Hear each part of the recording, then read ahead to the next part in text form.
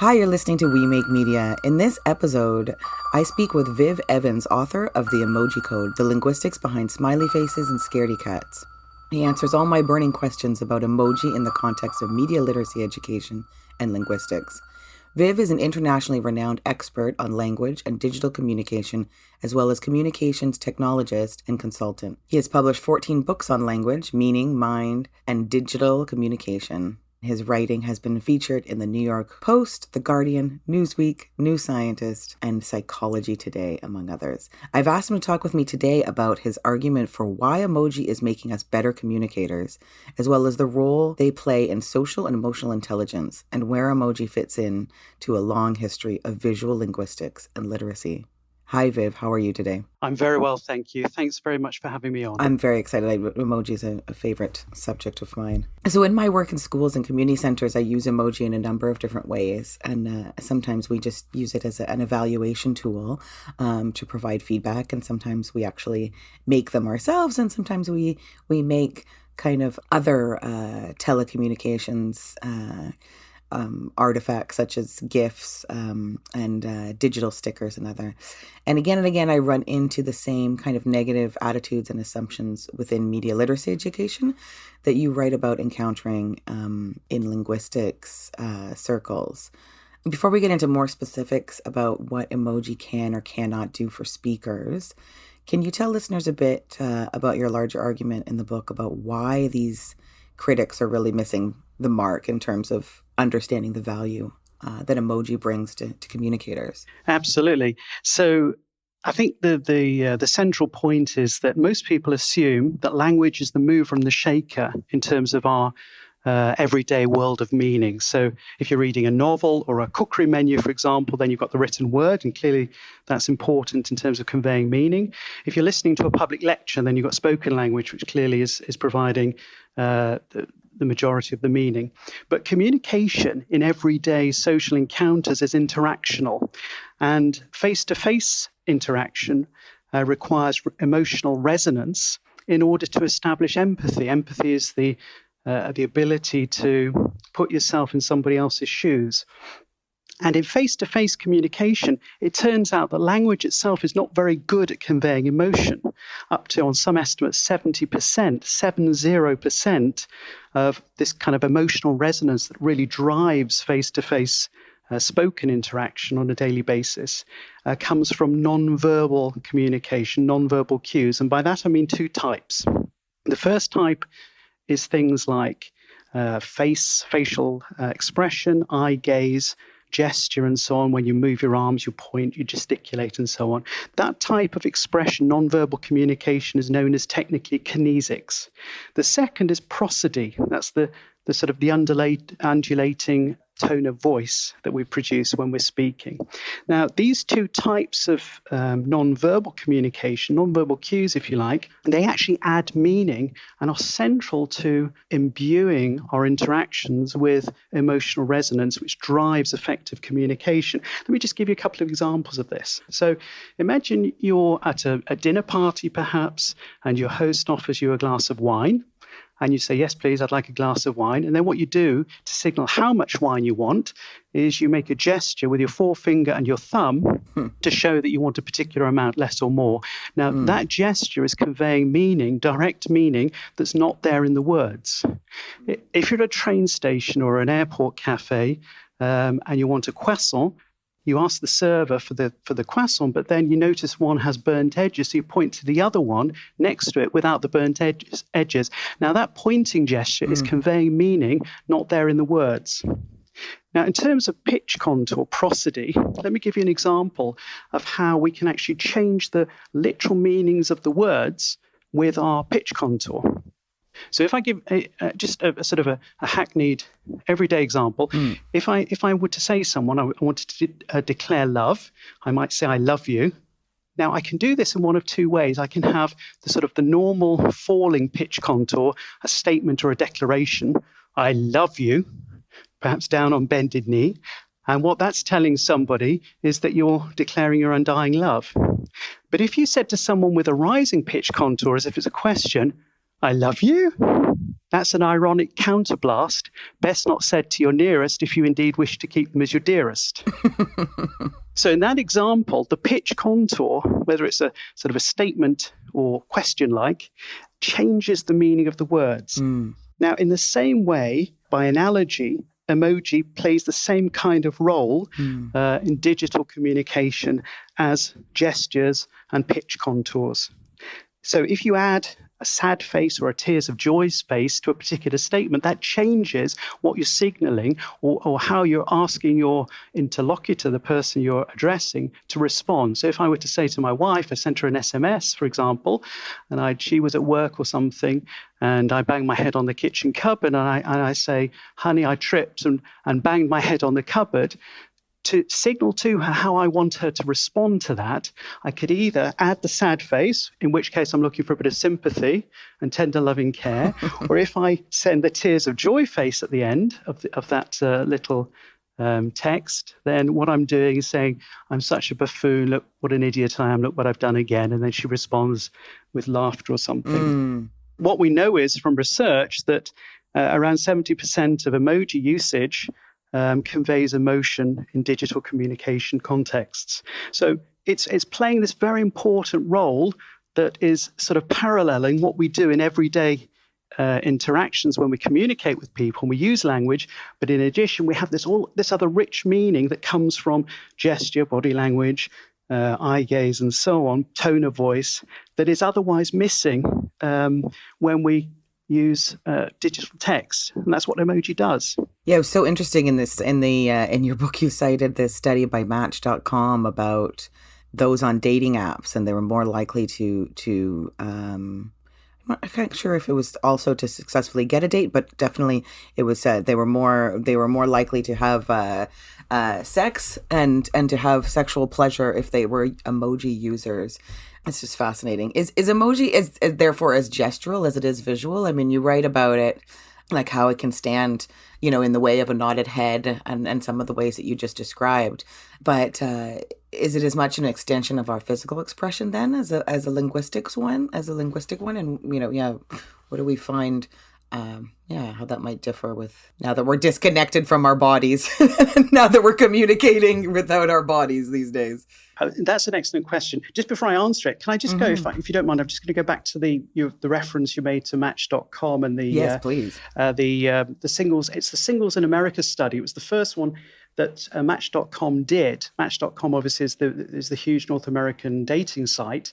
And every year they do what they call a Singles in America survey that's run by a psychologist from Rutgers University in the US.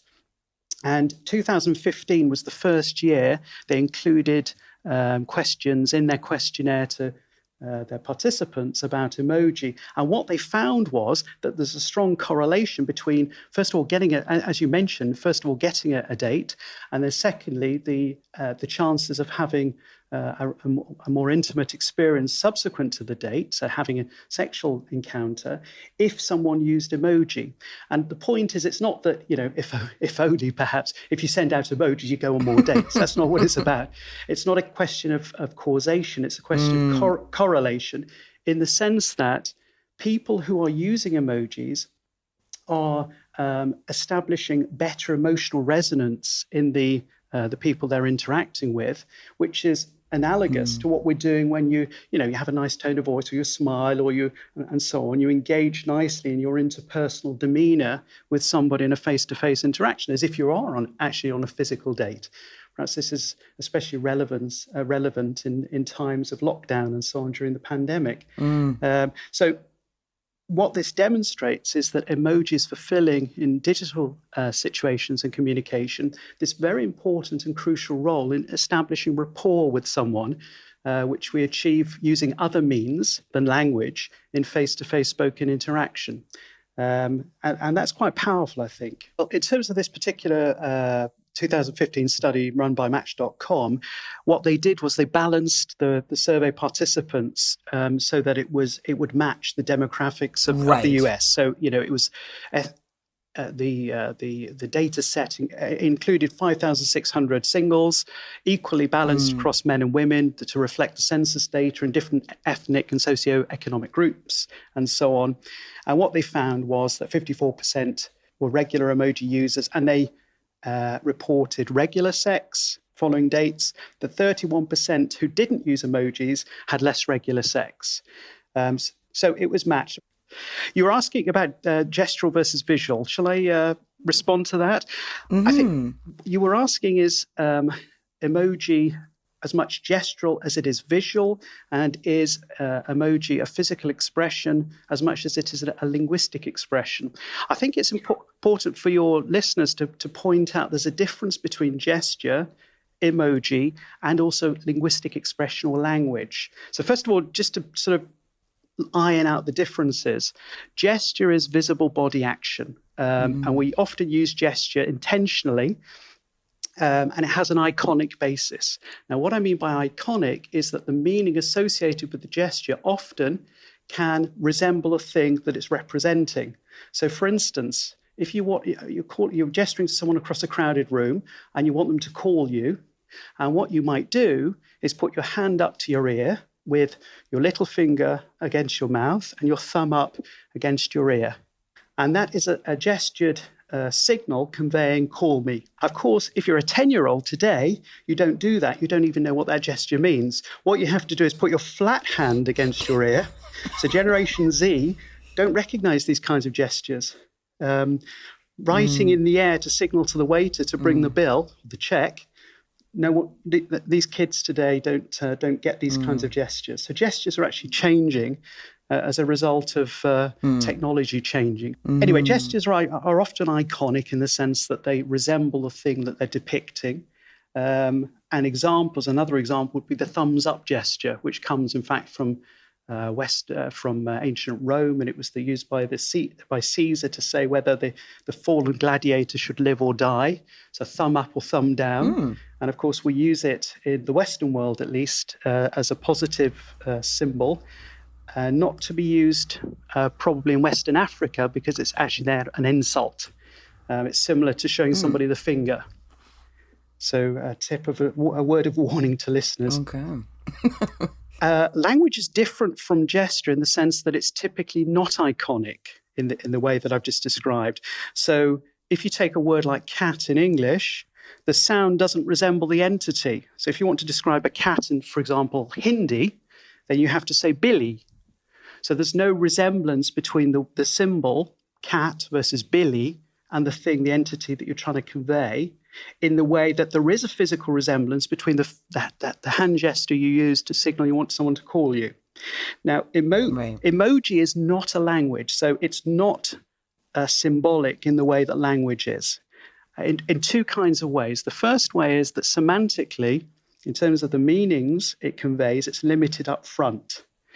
So you can use emoji to convey a shark or a unicorn or peace with a little dove. Or you can even these days use a peach to then say, let's impeach Donald Trump. But you can't use an emoji to convey more abstract ideas like feminism or iconoclast. And that's because emojis are like gestures in the sense that they're grounded in iconicity. The symbol looks like the thing it represents. The symbol for shark or the smiley face represents the thing it's conveying. So in that sense, gesture and emoji are similar, and emoji is quite different from language. But you can kind of use it, but of course it's context, right? It's you can use it to play with language or make, what would be what is a visual pun, but also what would be a play on the image that would only make sense perhaps within a very small group, like a friend and an inside joke, and most certainly within a same linguistics pool where the joke, wouldn't work across mother tongues, across languages, right? Sure, absolutely. So one of the factors that Unicode, who has oversight of emojis, there's an 18-month vetting process. You can't just sort of create your own emoji. this consortium, Unicode, based in California in the US, is in charge of setting the standard. One of the factors they look for is the ability for an emoji to be used in multiple ways, such as a visual metaphor. So the shark emoji, for example, can represent a shark, presumably. It can also represent a huckster. Some professionals' least favorite for some of us might be bankers or lawyers. And then you can metaphorically use a shark emoji to refer to a lawyer, if you're so minded. And that would be a visual metaphor, a way of extending the use of emoji from its core meaning, Right. which is quite interesting, actually.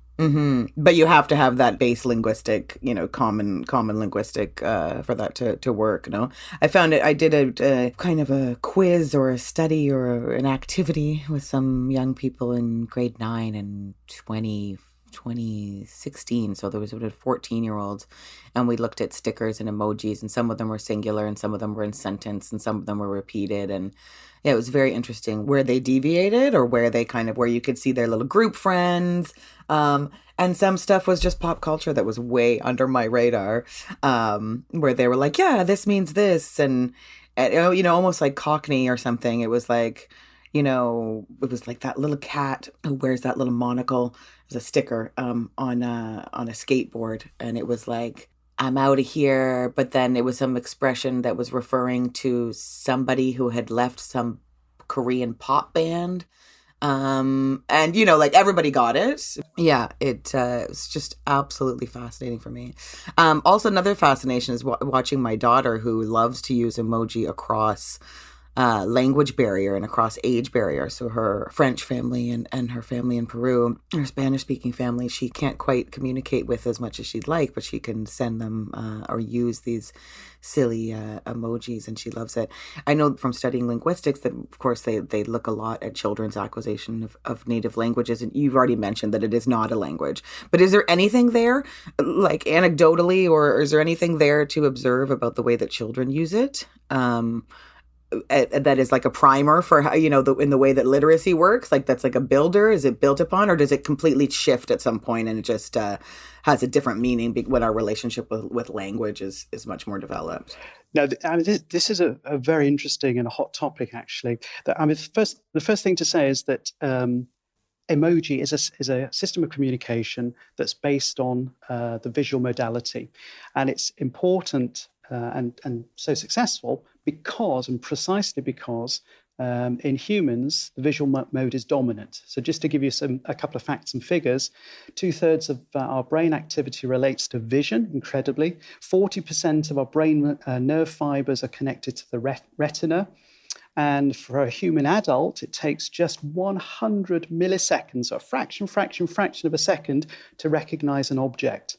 Now, in children, especially pre-literate children, they recognize emotions. And remember that 70% roughly of emoji usage is used to convey emotion, despite all these funky ones, the dancing woman in red dress and the dancing man and all the rest of them.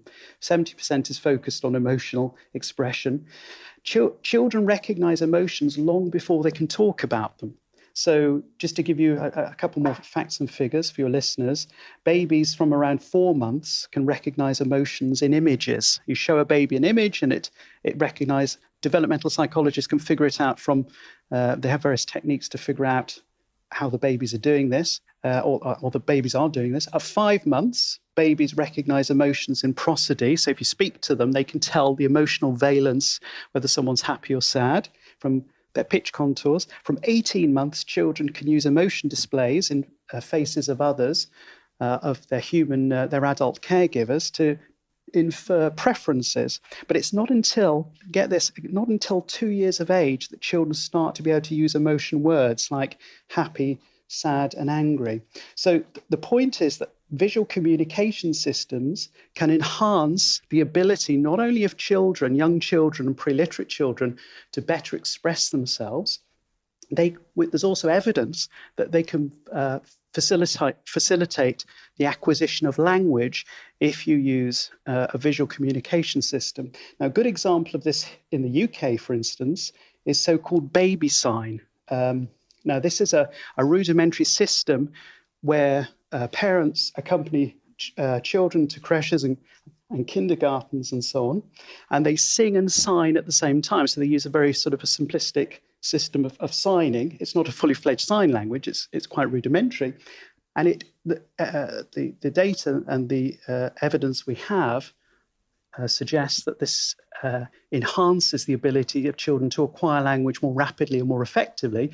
And it also helps with the tantrum issues that young children, toddlers and pre-literates have, because if they can better express themselves emotionally, then they're less likely to get het up because they're misunderstood by the adults around them. That's amazing. And so this presents them kind of another option then for kind of pre-literate or pre-verbal Absolutely way of communicating by kind of recognizing and pointing to it or interacting with using emoji as a proxy. Yeah, I mean, actually, there are projects that have actually developed bespoke emojis. There's what's called an Emotes project, which is a European web-based project that provides educational professionals with a set of bespoke emojis that can be used with preteens to help children better learn to express, control, and convey their emotional responses.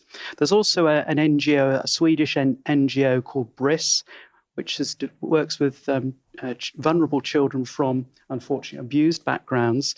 And what this organization has done is, again, designed bespoke emojis to help children self-diagnose and work with clinicians to diagnose and express the kind of the types of abuse, perhaps, that they've been subjected to.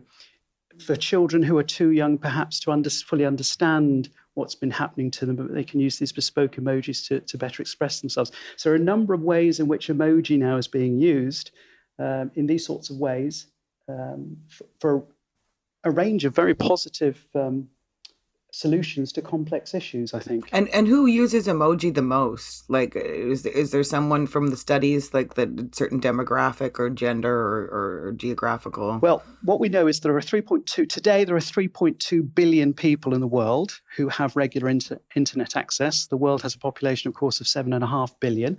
So that's well over 40% of the world's population has regular internet access.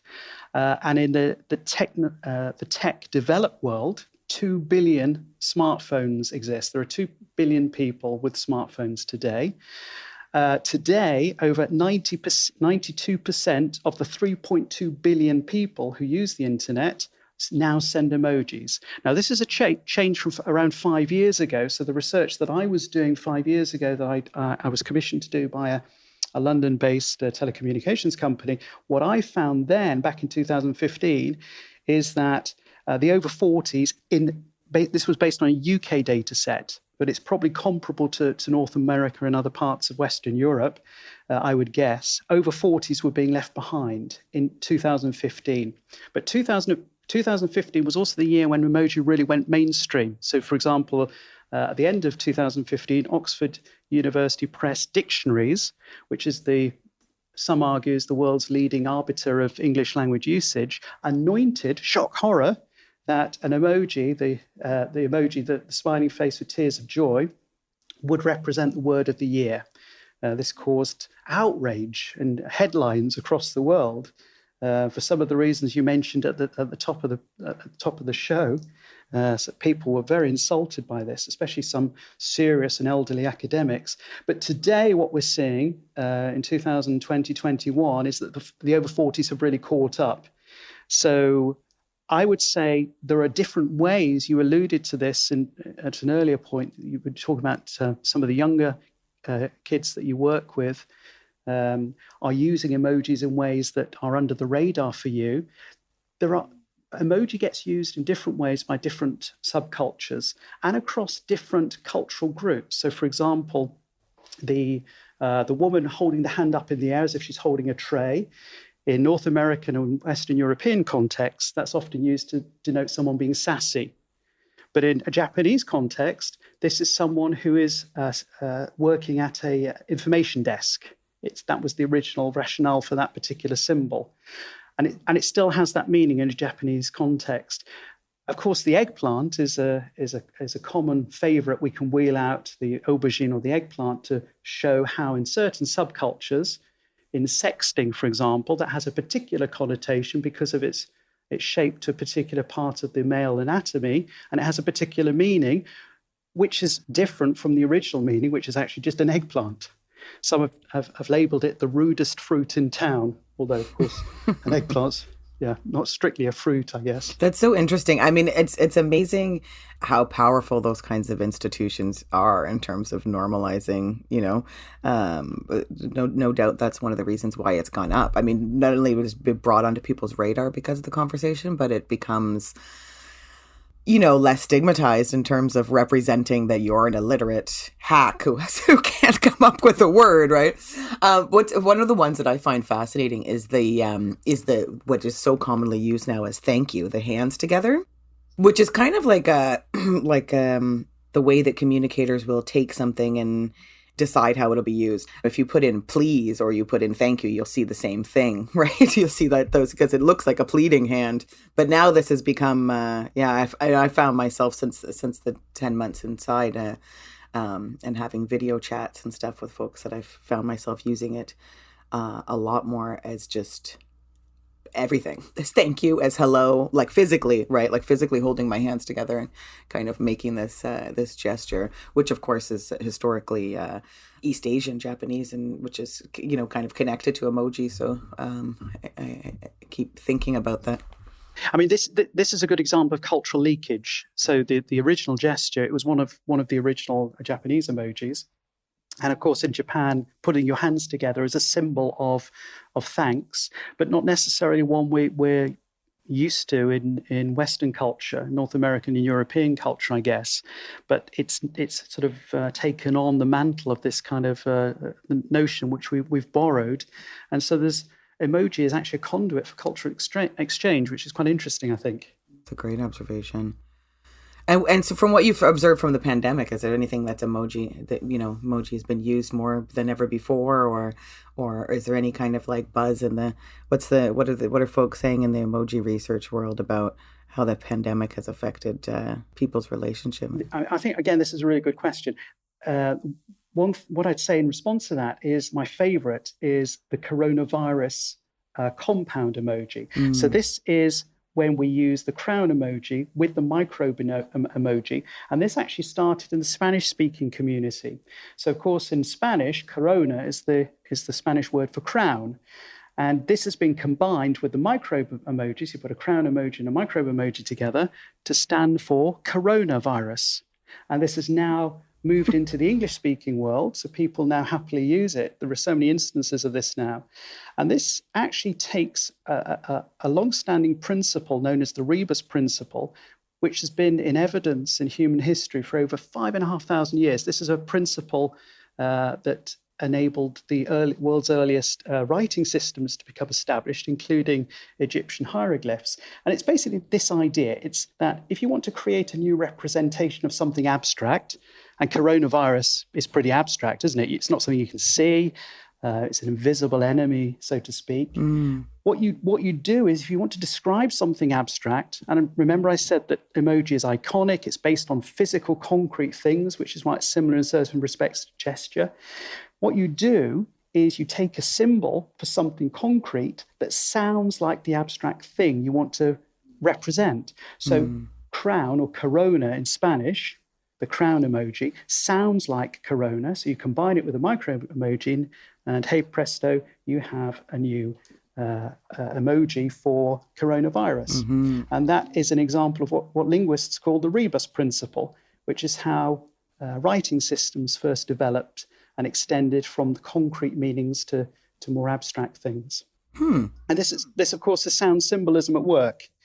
And this is the way iconic systems like emoji develop. So that is a good example of something that's cropped up in the pandemic, caused directly by the pandemic and people wanting to use emoji to symbolize. Yeah, it'd be very interesting to do a study about, it's particularly about right now, and in terms of extending compassion, or just how it relates to emotional communication, emotional health. Yeah, indeed. On the cover of the book of the Emoji Code, you show a bit of a timeline of the evolution of emoji in the context of the history of glyphs and symbols and infographics. back from 3,500 BCE to 1998 when emoji was created. Can you give us quick overview of that historical evolution in terms of like what is and what isn't an ancestor of emoji? Sure, absolutely. I was just talking about the rebus principle. This was a principle that was evident in the world's earliest writing systems developed by the Sumerians and the Egyptians 5,500 years ago. And this was a mechanism that they used to extend the toolkit, if you like, of their writing systems prior to an alphabetic system in the Greco-Roman period, which then became dominant, at least in the Americas and Europe. So there are principles like that you see in the use of an extension and evolution and development and so on of emoji. But technically, the ancestral elements of emoji relate to two things. Emoji was invented in Japan for a very specific reason and for a new technological need in the late 1990s. So in the late 1990s, the leading telephone operator in Japan was working on the world's earliest commercial mobile internet with early smartphones. And the lead software developer, engineer, was a certain Mr. Kurita, and he and his team were trying to figure out, given the problematic ways that the display operated, which wasn't as sophisticated as the kind of smartphones that we have now, how you convey the different kinds of information that was necessary to be conveyed using this early mobile internet system. So what they came up with to support text was using images, pictures, which became known as emoji. And emoji is basically two Japanese words that means picture character. So what they did was they'd drawn two sources. The first source were infographics. Infographics are the kind of signs that you see in airports to denote the male and female WCs, or an escalator, or a travelator, or a car park, and so on. Those kinds of the kind of signs that I'm referring to. Those were developed in the 1920s and 1930s by a Viennese couple in Vienna, and then further developed. They had to, unfortunately, they were Jewish, and they had to leave prior to the 1938 period of National Socialism in Austria, and they moved to the UK, and infographics were then further developed. They were introduced into Japan in the 1964 Tokyo Olympics, when there was an influx of foreign visitors for the Olympics during the 60s, with the advent of relatively cheap from that period on mass travel with airplanes and so on. Prior to that point, Japanese public signage was primarily in Japanese. So infographics were introduced at that point. So Mr. Kurita and his team drew on infographics, and they also drew on a technique in Japanese manga cartoons called manpu. And these are the little symbols above characters' heads that designate their emotional inner turmoil or expression. And they put those two things together, and they created 176 emojis, which actually now the original representation hangs in the Modern Art Museum in New York City, funnily enough, next to Picasso and Pissarro and so on, which is quite interesting. So now this is actually considered art, talking about art. There are 176 of them. They look quite different from the emojis that we know and love now, but that was where they came from, and that was the direct input. Emojis are different to emoticons. So emoticons are the emotional icons in the pre-internet or pre-mobile internet age, which we use sometimes use in email, and that's where you have the little smiley face on the side, the colon and the close parenthesis to signal, and for some older people, a nose as well. But they developed quickly to become noseless, these kind of icons. And those started... I'd forgotten about the nose one. Yeah. That's right. You show your age. If you use a nosed sideways thing in an email, a smiley, and you're really showing you're over 50. So you're giving things away. So... Those started in 1982 at Carnegie Mellon in an electronic bulletin board Carnegie Mellon University. And that was the first documented emoticon. But those aren't strictly an ancestor. There are principles that govern how emoticons have the same sort of principles that are behind writing systems, how those have developed. There's only a sort of a finite set of principles that humans have come up with to invent these different systems of visual representation. So in terms of punctuation, for instance, in terms of writing systems, emoticons, and now, of course, infographics, and then emojis. But emoji is quite a distinct invention that was created for a particular technological need that arose with mobile internet and smartphone development. But that's so fascinating. So it's connected to something really deep and longer and older than I had thought. That the whole colon, semicolon thing was just because it's now connected to emoji through technology, that they were a broke down version of the same thing, but they're developing at different times. And that also what I heard in there is that it's also kind of connected to sequential art and comics and storytelling in the visual linguistics sense of the same cues that kind of parallel grammatical structures, like reading left to right or action before, which of course have changed over thousands of years.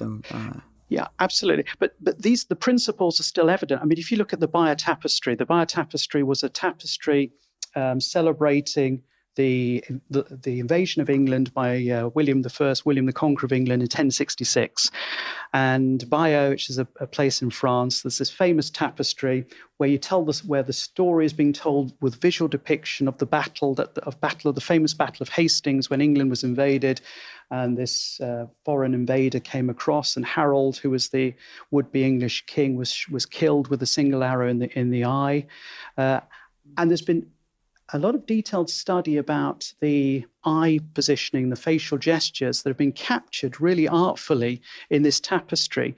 And there are parallels, completely independent, in the whole manga tradition that goes back at least to the 19th century in Japan and beyond, and before that, in terms of how emotion is conveyed and the techniques that have been used. And these have also been reinvented, if you like, during the period in the 20th century when cartoons were being developed by Walt Disney and others, trying to realize and more effectively convey, the early versions of Mickey Mouse and some of the older black and white cartoons and how that developed later on. There is a set of principles that seem to be apparent that we keep kind of reinventing. Emoji has its own particular history, and it is, as I say, it was grounded in a particular technological niche, a gap that was required with the mobile internet development. But you can see parallels with these other sorts of things, including the older emoticons, which were for a slightly different digital era, for the email age prior to the mobile internet. Well, it's interesting. Yeah, it reminds me of what Scott McCloud writes about in Understanding Comics about, just simplifying to amplify meaning, right? So that it's not every man smiling. It's just a smile. It's just happy, not this person happy, which is kind of interesting in the context of when you get into, demands for different tones of skin tone and for more diversity within those. That kind of complicates that issue of simplifying to amplify. What is the proliferation and accessibility? Because now, GIFs and stickers and emojis, you've got a lot of options. And some are more organic search-wise than others. I'm always shocked, actually, that when I work with young people and we talk about GIFs and emoji, most of them say that they use emoji way more than GIFs. And I use GIFs. And then often they're like, oh, yeah, my mom sends me those things. And then we find ourselves like, there you are. Now we've placed ourselves generation-wise. But now that you can access all of those things, because you could access emoji for quite some time on your keyboard, but now you can, search these tenor search GIF libraries and sticker libraries, etc. Like, have they expanded the palette, or are they like a separate lexicon used in a kind of multi-linguistic linguism of the visual variety? Yeah, I mean, I think that's right. I think it's the latter. I think it's a form of multilingualism, if you want to use that kind of term. So a GIF is, just to iron out exactly what the different things that you're referring to are. A GIF is a moving or an animated image. A sticker is a bespoke emoji. So this is not an official vetted emoji. This is something you have to download from a particular app. So, for example, Finland became the world's first country in 2015 when it invented or created some stickers celebrating Finnish culture and landscapes and so on for tourism purposes, which you could then download and use and communicate about Finland. And so that's what a sticker is. A Bitmoji is a type of Animoji. So an Animoji is a customized self-image. So each of the different providers has their own version. Bitmoji is the Snapchat version. There's a version provided by Apple and by Samsung and so on. And then a meme is slightly different. It typically tends to be a static image, but it usually makes a topical or a pop culture reference. Now, emoji is different to all those things because they have particular purposes. You might send a gift to someone to celebrate their birthday, a dancing character from a Frozen movie for a child saying happy birthday or something. That would be something you would do for that purpose. A meme would be sent to poke fun at a particular style, making some kind of topical reference. But emoji is basically now part of the alphabet of our digital communication. It sits as an automatic component on the keyboards that we use. It's part of the standard keyboard on the smartphones and the social media platforms we use, including, Twitter, LinkedIn, Facebook, and all the rest. And these provide provides an international standard that's been approved by Unicode that all these different operating platforms, so social media platforms, as well as the software operating systems on our different computing devices make use of.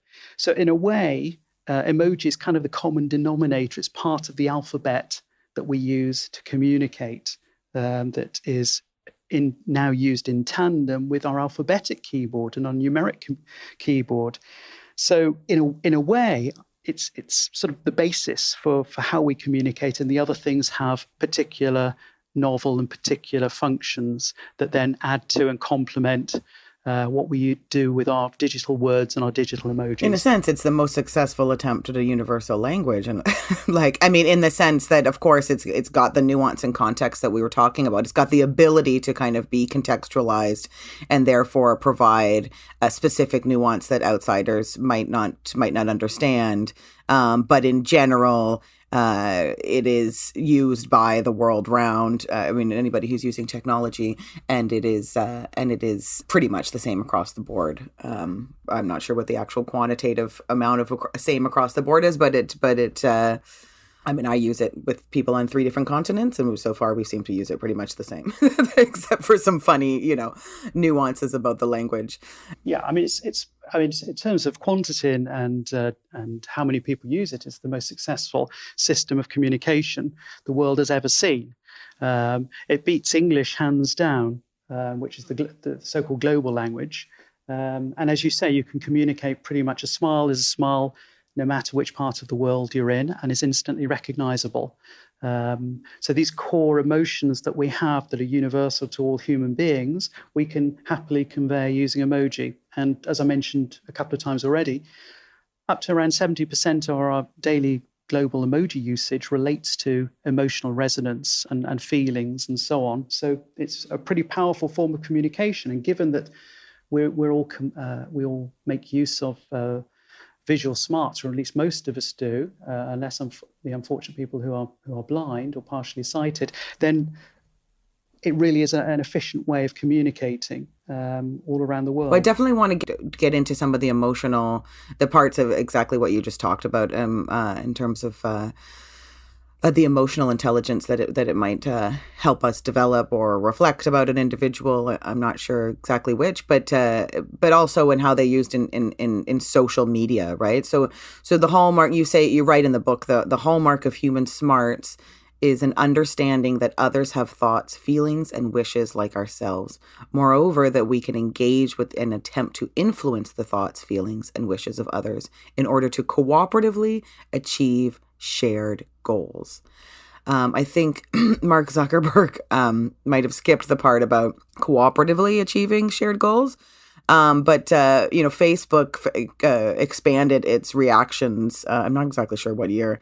From just the thumbs up to likes, which, I mean, some people kind of intuitively understood. Well, if you're liking something, you're basically saying, I want to amplify this. It's not really a like. You might strongly dislike what the content is telling, right?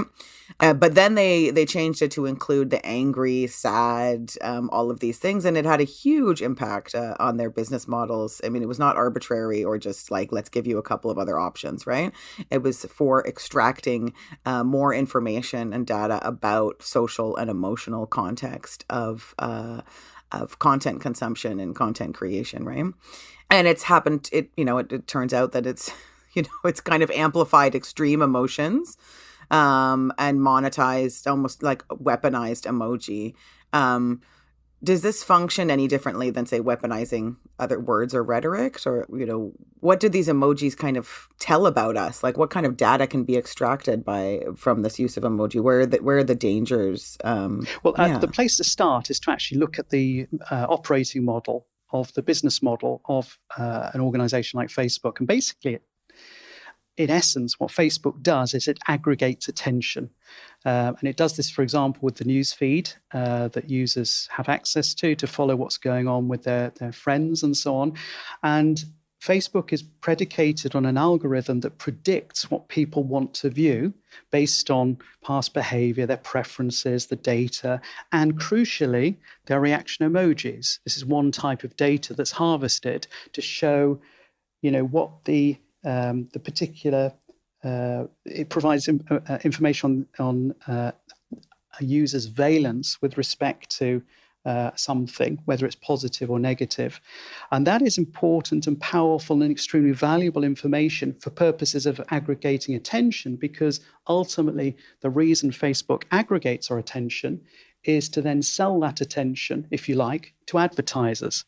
So in terms of the point you were making about weaponizing, monetizing, and perhaps even weaponizing, is that they're using the kind of valence, that the positive or the negative emotional resonance that we're expressing towards something that we're looking at in our newsfeed, in order to then market that or harvest that in order to monetize it and then sell that attention to the advertisers.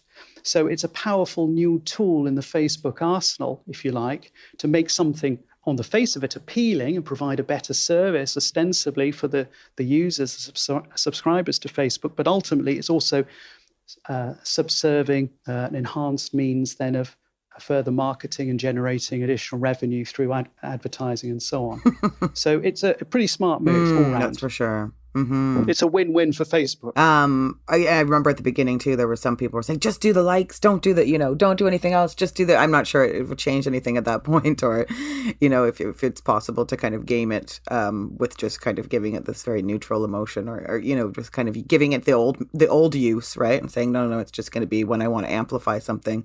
But eventually, you can't do that any longer, because eventually if you don't show outrage for something that demands outrage in terms of a news piece or whatever, and you go thumbs up, you're getting in a lot of trouble of potentially you say, no, it's because I'm using the old metric. I don't think people are gonna take that. They're like, no, you love Nazis. No. But also I see it, there's emoji is a great way to get feedback, and I've seen folks use that like I said, in workshops as a easier way of, in classrooms with pre-verbal pre-literate children to get a sense of how they're feeling or how they're enjoying a particular activity. But we also see it now with like food delivery apps, and just really easy ways to provide feedback in the urban design and city planning.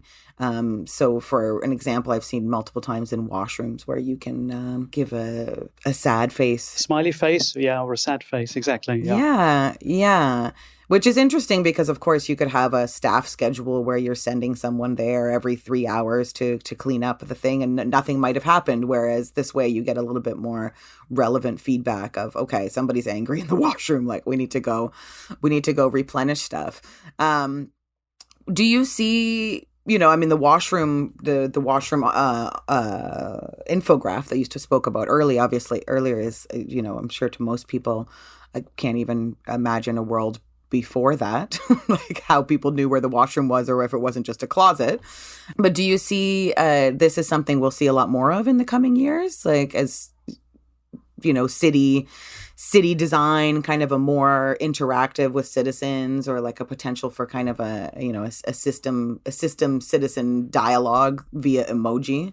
Yes, absolutely. I mean, my favorite one, I think, is there was a website set up by New York City Public Radio a few years back, and they used emojis to show levels of disruption on New York City subway lines. So if there was a line that was heavily disrupted, then you might have a sad face or an angry face against that on the website. And you could then, if you wanted to travel cross town or something, you might then choose a different route with a smiley face. So this public service facility is increasingly, I think, where we are seeing emojis. But it's important to remember that these aren't actually themselves emojis. So something is only an emoji if it's used in a digital keyboard context. What this shows, I think, is that emojis have left the digital landscape and they've jumped so far deeply into the public consciousness that these same smiley faces now can be used for anything. You gave the example of the washroom where perhaps there's a mess in the washroom or something needs replenishing, then you can press the button and central control, wherever it happens to be, the janitor hub in an airport or something, comes and does the replenishing straight away. These symbols are before us all. We use them all the time. They're so now readily recognizable. And prior to 2015, they really weren't. And so I think from a public service perspective, these are incredibly useful. You receive a delivery from someone and then you get an email and they ask you to perhaps to rate it by clicking on a web form using these kinds of images. So I think that's how deep this has become and how far it's become embedded and central to today's culture, that these things are all over the place. And they're incredibly valuable because it's very easy. It's very there's almost no time commitment required just to give you feedback, which is why it's so useful. But this is a consequence of the power of and the sort of the ubiquity of emoji today. It's amazing, yeah, because they have such a resonance. Like it just even like I just think of that scenario you were just talking about, and seeing 5 faces from angry to happy versus 1 to 5. For me, it's so much easier to emotionally, to think about to check in and go, how do I feel about this right now, about this package, as opposed to go, what could a 4 mean? Is it a 4? It's almost perfect. You know what I mean? Like there's so much more kind of translation involved in the numbers situation, or so it would seem. Perhaps it's an illusion, but it's an interesting thing. It's actually not an illusion. It's actually a consequence of the way our brains are wired. So there's an evolutionary backstory in terms of why humans are so dominantly visual, and this has to do with our evolution moving down from the trees and the complex 3-dimensional arboreal landscape that required vision as the dominant sense, rather than other species have, and other organisms have different senses being dominant.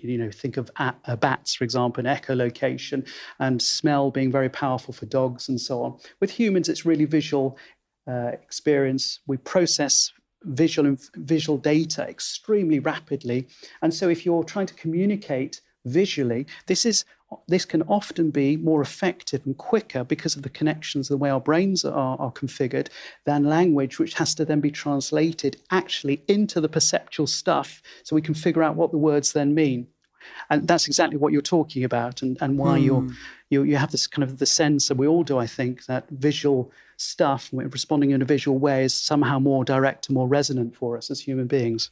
Right, and less work. Interesting. Very interesting. Well, it's interesting too that you said, because for me, from like a use of emoji place, um, like, do people who study emoji only study it in the technical context that you were referring to? Because I wouldn't make that distinction at all, right? Like, to me, emoji, whether it's an emoji sticker, right, or an emoji in my text, to me, that's still emoji. You made the distinction that it's not actually technically emoji.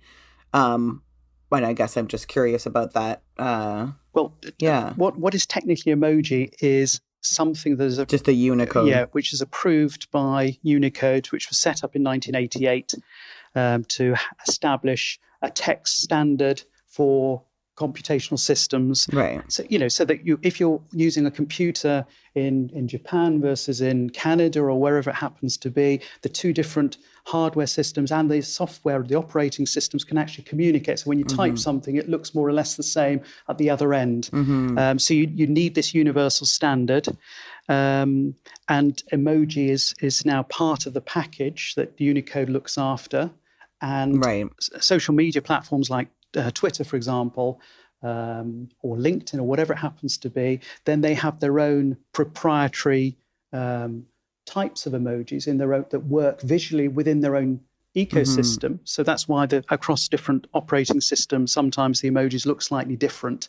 However, they all conform to the standard set by Unicode, and that is an emoji. When you start doing things, these stickers, so the Finland example that I mentioned, where Finland, the tourism body for Finland, put together what look like emojis, but you have to download them from their own tourism site of Finland app to be able to use them. That's called a sticker. Right, yeah, and they take up space and all that kind of stuff. Yeah. Yeah, those aren't sanctioned by Unicode. And when we start using things to talk about the New York City subway system and how disrupted or not, or clear the lines are, how smooth running they are, and we put little faces, we're taking emoji representations, but that's something other than emoji. It's now moved off our keyboard and into the real world where we're using those representations. And the point I was making before is because they are now so embedded and so recognizable, that is why they've jumped into popular culture, and we use them all the time for a whole range of things.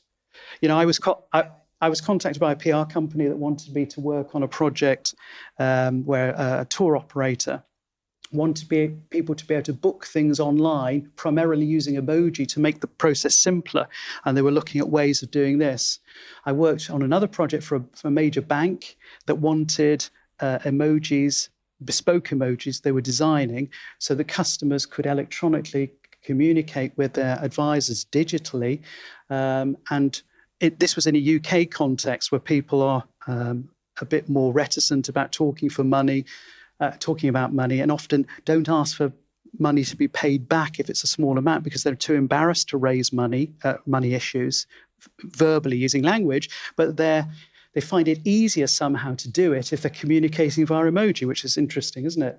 So emoji has jumped into popular consciousness, and then we're using it in all these different ways that are not strictly speaking emoji, although we, of course, in common parlance, we're still referring to them as emoji, and that's fine too. Yeah, colloquially, yeah, they're still it's emoji to me. And in the sense that I've done mapping projects with young people where we've drawn a map of our neighborhood or a community, and then kind of added emojis to tell stories about that space, of what space we're scared of and what space we feel safe in. And they certainly don't make the the emoji. You're still borrowing on the meaning that has been established within the emoji space that you're talking about in terms of the technical context, but it's relevant within just a conversation and when using some actual physical stickers now.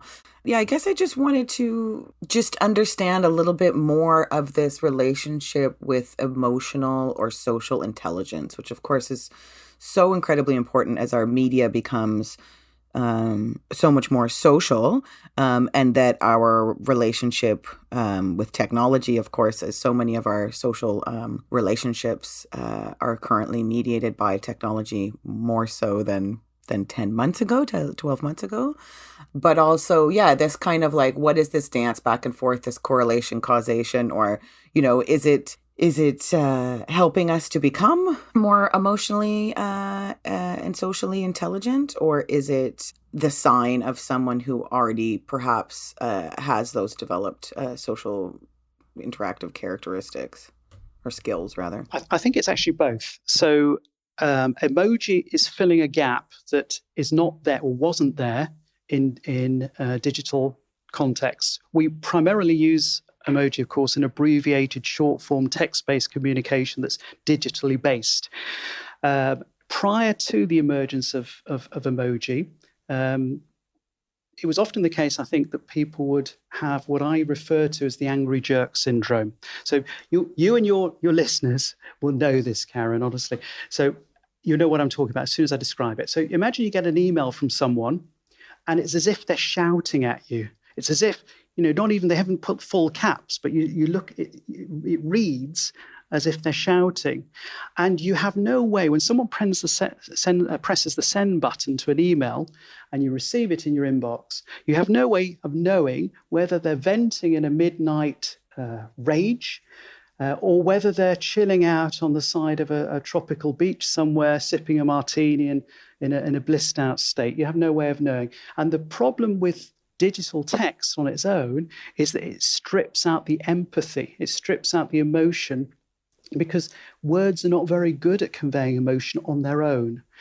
And this is where emoji comes in. So imagine going out on a date with someone and they speak in a monotone, they make no eye contact, they never smile, their face is completely static. You'd run a mile. You think, my goodness, that's a mad axe murderer or something. This is a very odd person. I don't want to hang out with this type at all. So using emoji is actually putting back in this emotional expression that is central to human interactional communication. And it's putting it into the digital landscape where it didn't in fact exist before, which is what the attempt was with the precursor, which was the emoticons, the little sideways smile, the using punctuation marks. So the colon or the semicolon and the open parenthesis to indicate a wink or something, or a smile, whether or not you have a nose or not. So that's irrelevant. So that was an early attempt to do that and to put some of the emotion back in. But of course, in a business context, this kind of usage was often frowned upon because you have to be very prim and proper and doing things in a straightforward manner. But now increasingly, people are using emojis in business contexts, and they can actually nuance something. So if you think someone's being a bit of an arse, you can say it nicely by modulating your expression and putting a wink at the end. If someone's just screwed up with their boss and gone in like a bull in a china shop, and you want to, this is actually a true story, and you want to respond by gently mocking them, but you don't, it's your boss perhaps, and you don't want to also upset them, and they've confided in you that their own boss has said that they have to be kept an eye on, and you might respond saying, yes, but that's because you're such a smooth operator, and then you put a wink emoji, and that nuances it and sort of tones it down, because you could be perceived as being unduly sarcastic, because clearly they weren't a smooth operator. So you're tempering the expression, nuancing it in the same way that you would in a face-to-face interaction. Imagine being able to convey irony without facial expression, because unless you've got a facial expression to actually explain that you mean the opposite of what your words literally say, people just assume you mean what the words literally say. If I said to someone, I love my job and I hate it, I can wink at someone or grimace and they know I'm being ironic. How do you do that in a text-based digital context without something like emoji? You can't.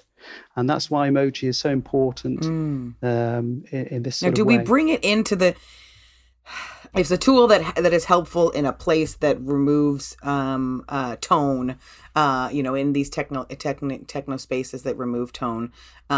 Do we bring it back in out of the computer and into society because we have lost the relationship with those things, and that's now our only tool that we know when we go, oh God, I'm out here in the real world and I'm not on the Zoom and I need an emoji to help, I've lost the ability for the tone, or Or is it just that we figure, here's another part of speech, like why not? It's just natural, so why not use it here? No, we are basically emotional creatures. Humans are full of emotion, and we connect with other people by virtue of emotion. And it's stripped out of tech, and emoji has put the emotion back into tech. It's not that we don't have the emotion. We have this new means of communicating with one another. You can, in the old days, if you wanted to communicate with someone, you could pick up the phone if I wanted to phone someone in Australia, or I could send them a letter, and it might take a week or two to get there. Now we can reach our fans, our followers, our friends instantly anywhere in the world. But prior to something like emoji, there wasn't the same panoply, the same palette for conveying emotion that we would otherwise need to convey to be effective communicators. Emotional expression is absolutely central to building and establishing empathy, and that is what drives communication. We do it all the time. Every time we step out of the door, every time we interact with our family members, our friends, our colleagues, we express emotion. We temper it in different ways per the context, but we are essentially using emotion to establish rapport with others, to build professional and social relationships, and it is central to who we are. It's the hallmark, in a way, of what it means to be human. And without that, in this new technological innovation that we have, we've now entered an era of digital communication. You need something like emoji, otherwise you can't communicate properly or effectively. And that's really the point. So emotion is putting it back. So the naysayers who say, emoji is nothing more than an adolescent grunt, they don't understand the first thing about communication, honestly. And therefore are they less effective communicators? I mean, in the sense that if once it becomes the norm, those who don't use it it's then missing tone, right? I mean, if that at what point does that make them so out of step with the communication norms that they become less effective communicators, even if they might be very articulate individuals and know how to use punctuation quite well? that without that, there just becomes a lack of tone once we start getting used to that kind of tone. Yeah, I mean, some people have a principled objection and refuse to use emoji, and they're less effective as a consequence in the contexts where emoji should be used. And that is, it's as simple as that. So we are visual creatures. In a visual medium where you're using text-based communication, you need to signal different sorts of things. So emoji is not just used for emotion. I've been emphasizing it, but also used for punctuation.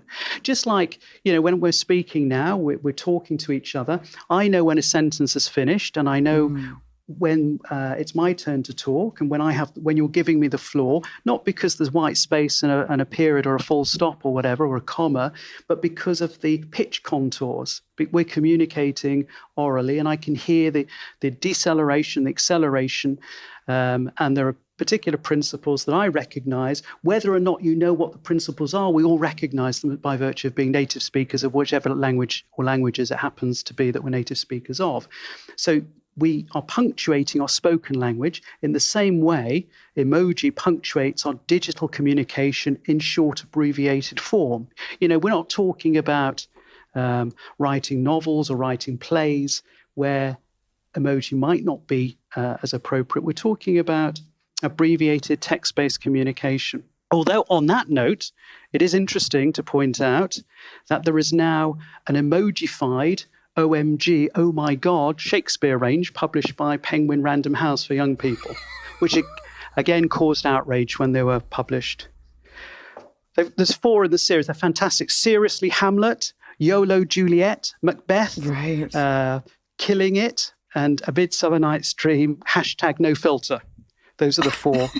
And these are plays told through characters texting with emojis. They're fun, accessible. They introduce kids to Shakespeare. Why not? Perfect for the classroom. But again, all these old serious university professors were up in arms about this. It caused shocking headlines back in 2015 when they were published. But they're absolutely brilliant for young people.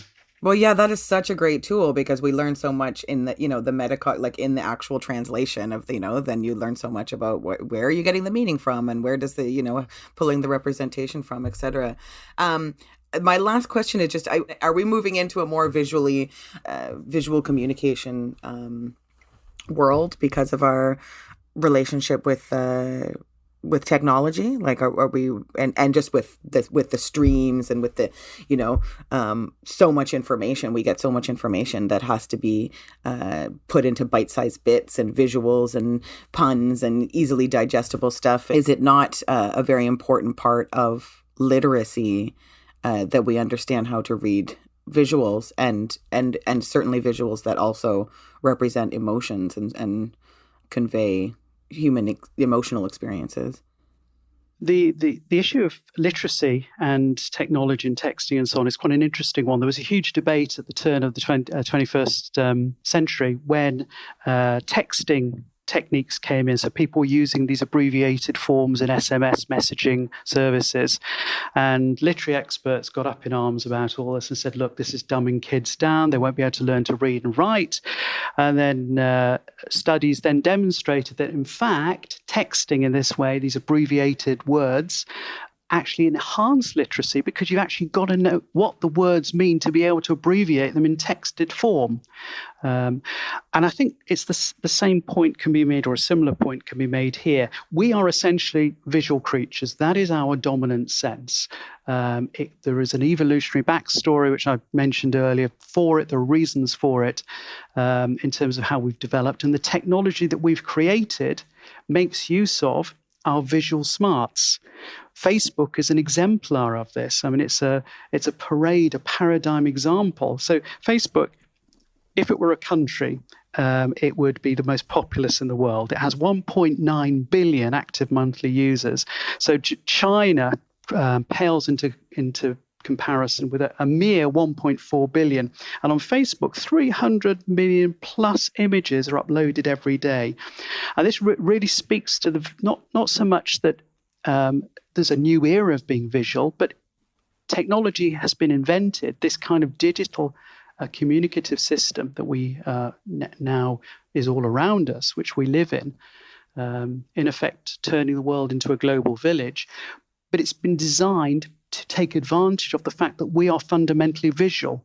That's essentially what we are. So I don't think the argument is, or the consequence is, that it's going to damage literacy in any way. I think that we are more effective and literate and emotionally sophisticated communicators by virtue of using these visual systems.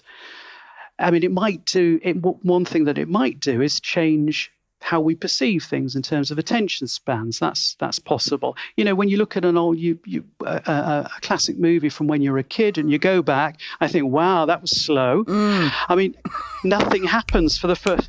Yeah. Oh my God, yes. I watched West Side Story the other day and couldn't believe there was like a 17-minute lead-in. Yeah. I started watching for some bizarre reason the other day the old Beatles movie Help from 1965. And for about the first 10 minutes, there's this monotonous conversation between John Lennon and Ringo Starr where they're waking up at the beginning and nothing happens. And I think, I couldn't watch that anymore. And of course, now we expect movies to be completely different. And this has to do with culture and to do with tastes and all the rest of it and another range of complex sorts of things. But it's not that we're becoming somehow more visual. We're becoming more effective communicators by incorporating visual forms of communication in the technology that is primarily and fundamentally visual itself to begin with. Fascinating. So that's what I would say in response to that. That is amazing. Thank you so much. Yeah, that actually brings us perfectly full circle to the first interview in this series with Clive Thompson, who writes a lot about that in Smarter Than You Think. Yes, how it's actually quite complicated to do the LOLs. That's a prime example of the kind of abbreviated text I was referring to. That some academics were concerned were making children illiterate, and of course you have to know what LOL stands for to be able to use the abbreviated form. So that's a good example of that. Or to do fan fiction, to do these tiny like little storybooks on tweets and stuff, or to work within those constraints. The same with a haiku. I mean, it's kind of interesting, the blind spots, and also interesting some of the similar narratives against the arts. that I run into. You know what I mean? Again, this kind of like the serious versus the frivolous, and even some of the attitudes. Again, even from kids who are it's not a negative attitude. They're just actually sharing that they had the most amazing workshop ever, but they didn't, because it wasn't like a normal day of school. And therefore they associate that with the narratives of this is not real learning, or this is like not the traditional learning. But when you actually dig deeper, you're like, sounds like you learned a lot of traditional literacy learning today. Absolutely. Wonderful. Thank you so much, Viv. Thank you so much for your time.